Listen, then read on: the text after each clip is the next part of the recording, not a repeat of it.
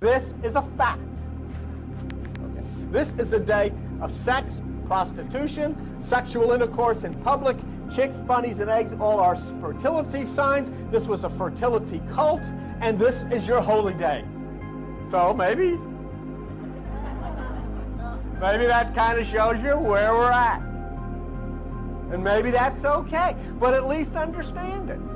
Don't come around with a Bible that's old. And in fact, you come around with this holy word of God and say, you know, the Bible told me so, and all, and then this is the day, and you totally wipe this thing.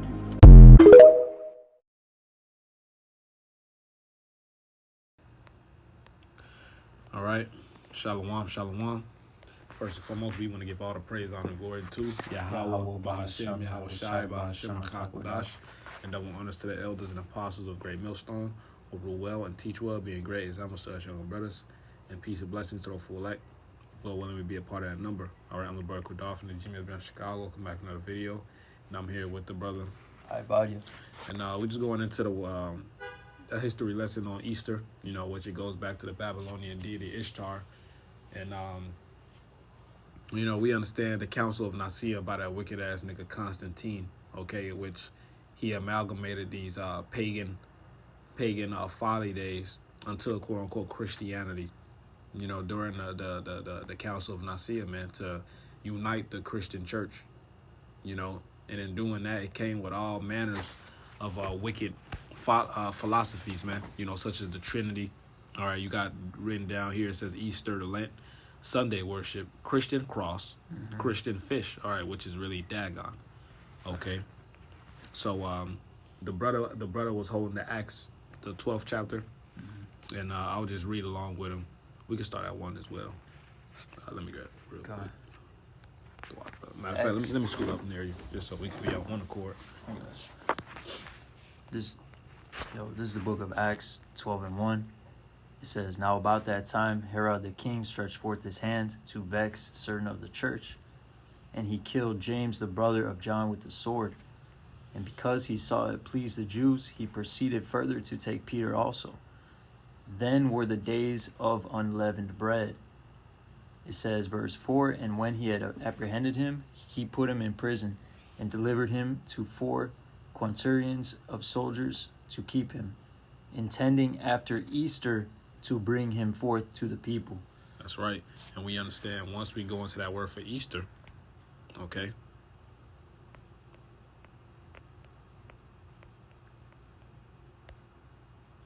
All right. Once we go into Easter and we go into the Strongs and go into the Hebrew word, it reads Pesach.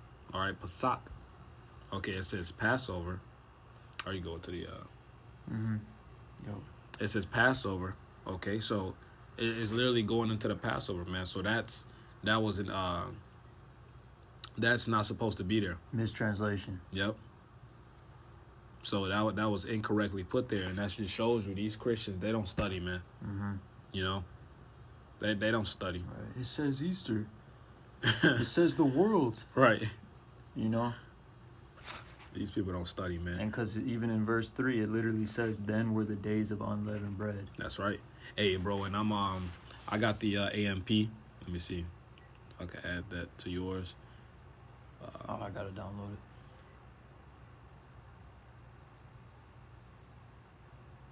Yeah, that's a good one. It's like an amplified version. I got the AMP right here. It says, "And when he saw that it pleased the Jews, he proceeded to have Peter arrested as well.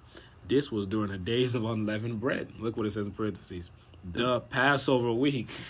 You know? God. So we read verse 4. It says, "When he had seized Peter, he put him in prison, turning him over to 4 squads of soldiers, of 4 each to guard him, in rotation throughout the night, planning after the Passover to bring him out before the people for execution." So it literally admits that is the Passover, man. Right.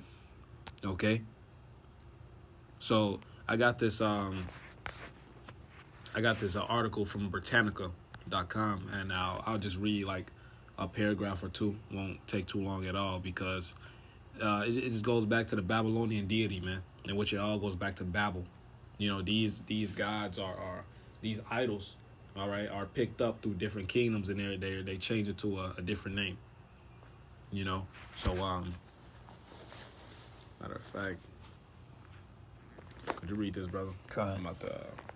So it says Ishtar, in Mesopotamian religion, goddess of war and sexual love. Ishtar is considered a member of the special class of Mesopotamian gods called the Anunnaki. Ishtar is the Akkadian counterpart of the West Semitic goddess Astarte. Inanna, an important goddess in the Sumerian pantheon, came to be identified with Ishtar, but it is uncertain whether Inanna is also of Semitic origin or whether, as is more likely, her similarity to Ishtar caused the two to be identified. Right, so it's a thought, brother. It's a Babylonian deity. I was using my other phone to add this right here. You never know who watching. These people be creeps, man. But I just use my other phone to add this just to back up the point that these gods, these idols are picked up and by other kingdoms, and they just change the name. So it says the sun god father god. Babylon, they got Nimrod, they got Semiramis, and they got Tammuz. Okay, and that's what it goes back to, man. Okay, for Egypt they picked it up as well, but theirs was called Ra, Isis, and Horus. Of course, the Greeks. So you got Zeus, Artemis, and Adonis. Then you got Rome. Okay, Diana. You got Jupiter, Diana, and Apollo. All these was mentioned in the scriptures. It says for Nordic, Odin, Joro, and Thor. And then for the Hindu, you got Vishnu, Chandra, and Krishna. Okay, that's that blue tongue bitch, man. So Roman Catholic, you got they say the Most High, Virgin Mary, and Yahweh Shai, which she wasn't a virgin.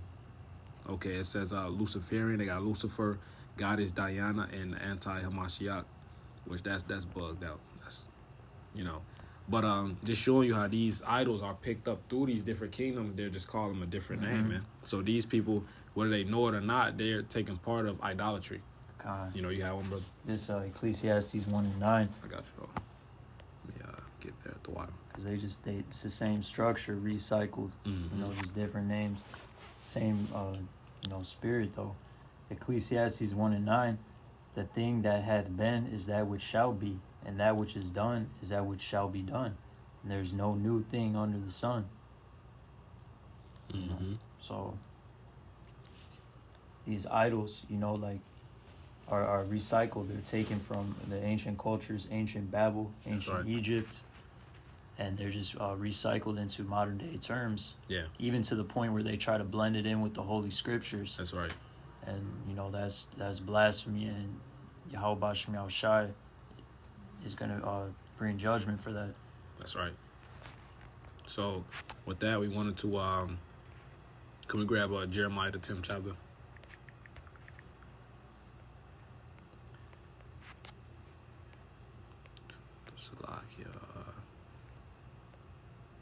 So before the brother read that Jeremiah the 10th chapter, I'm going to read this paragraph real quick. It says, Ishtar's primary legacy from the Sumerian tradition of the role of fertility figure. All right, so it's basically a fertility goddess, a sex goddess. She evolved, however, into a more complex character surrounded in myth. Keyword myth. All right, what's the definition of a myth? All right. As a matter of fact, brother, search up the definition of a myth. It says a traditional story, especially one concerning, this is the definition actually, a widely held but false belief or idea.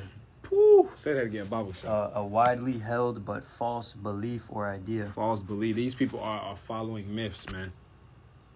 And they take this home, they'll kill you over this shit, man. All right. And they admit it is a myth. They always say it's a myth or a theory. So it says, surrounded in myth by death and disaster, a goddess of contradictory connotations and forces, fire and fire quenching, rejoicing, tears, fair play, and enmity. Okay, and it's just folly, man, because rabbits don't even lay eggs. Right, and the rabbit itself is a fertility symbol. Yeah. Because rabbits can they reproduce very rapidly. Yep. That's why they call it rabbit fucking. Yeah. Fucking like a Fucking jack. like rabbits. Yeah. Yep. Mm-hmm. It just is idolatry, man. You know, a rabbit is a mammal. Mammals don't lay eggs. Right. Okay, dogs, humans, cats, they don't lay eggs, man. You know? So, you was holding that Jeremiah 10, brother? Okay. The water. And this is Jeremiah 10:1. And it says in the blue letter, it says a satire on idolatry. So Yahweh Shem Yahushua is making fun of these idols, man. Mm-hmm. It says, "Hear ye the word which Yahweh speaketh unto you, O house of Israel. Thus saith the Lord Yahweh Shem Yahushua, learn not the way of the heathen, and be not dismayed at the signs of heaven, for the heathen are dismayed at them." That's right, and that's why the Lord said, "Don't follow." He was purging the Canaanites out of our land, but what did he say? Not to follow their ways. Okay. And their ways leads to death. Proverbs the 8th chapter. Yo. Okay. Keep reading, brother. You got it. Verse 3 says, "For the customs of the people are vain. For one cutteth the tree out of the forest, the work of the hands of the workmen with the axe." Yeah, and that that's going into Saturnalia. But that was the point. Okay, Saturnalia, Christmas. But that's the point. The customs of the people are vain. That shit is vain, man. Serving Yahweh Shem Yahushua is the correct way. That's what leads to life. You know? Not no goddamn fucking Easter, man. And fuck them kids, too, man. People always find an excuse to commit idolatry for the kids, man. Nah, teach the kids the right way. You know, we have our own holy days. Okay? So if you ain't have more, we could close out. Con, that's all I got. Con. Matter of fact, let's that's cool. That's cool. Let me see. Yeah, that should be y'all. But and I believe I made a video on this about like 4 years ago, but it's been a minute since I touched up on a topic. But I do have two history playlists, you know, that I got down here, man. I'll add this as well to the history playlist. So, Lord willing, this is edifying, you know, to the elect. The word edify means to build, okay? Because there's always new listeners. So these topics, you got to come back to it, man. So, Lord willing, it was edifying. I want to give all the praise, honor, and glory unto Yahweh, Ba'ashem, Yahweh Shai, Ba'ashem, Achakodash. Double honors to the elders and apostles of Great Millstone. Peace and blessings to the full elect. Lord willing, we be a part of that number. Shalom, Kumesh Sharala, Wa Barabal.